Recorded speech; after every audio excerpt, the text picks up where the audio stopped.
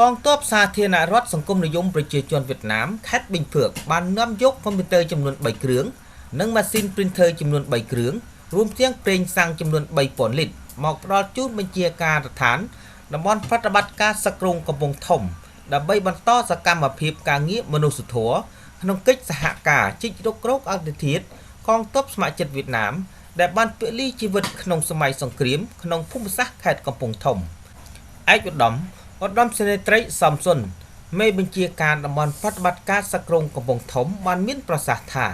តំបន់ប្រតិបត្តិការសឹកគ្រងកំពង់ធំបានផ្ដល់កិច្ចសហការល្អជាមួយនឹងខេត្តប៊ីងភឿកទីក្រុងហូជីមីញនិងខេត្តដទៃទៀតដែលជាប់ព្រំដែនកម្ពុជាវៀតណាមដើម្បីផ្លាស់ប្ដូរបទពិសោធន៍ខាងវិស័យយោធានិងការជួយគ្នាទៅវិញទៅមកក្នុងការសាងសង់បន្ទាយការងារមនុស្សធម៌ព្រមទាំងការរក្សាព្យាបាលជូនប្រជាពលរដ្ឋដោយឥតគិតថ្លៃពិធីនេះត្រូវបានប្រគល់ឡើងនៅរងាចថ្ងៃទី16ខែកុម្ភៈឆ្នាំ2017ក្នុងឱកាសនោះដែរគណៈបញ្ជាការយោធាខេត្តប៊ីងភឿកកងទ័ពប្រជាជនវៀតណាមបានបន្តពិភាក្សាស្ដីអំពីការបន្តជីករុករកអធិធាតុកងទ័ពស្ម័គ្រចិត្តវៀតណាមជំហានទី2ដំណាក់កាលទី16នៅរដូវប្រាំងឆ្នាំ2016និងឆ្នាំ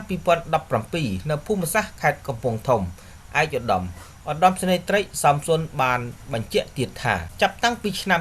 2003រហូតដល់ឆ្នាំ2016កន្លងមកនេះខេត្តកំពង់ធំបានជីករករកអធិធាតុកងទ័ពស្ម័គ្រចិត្តវៀតណាមដែលបានពលីជីវិតក្នុងបុព្វហេតុរំដោះប្រជាពលរដ្ឋកម្ពុជាពីរបបបនក្បត់ប៉ុលពតបានចំនួន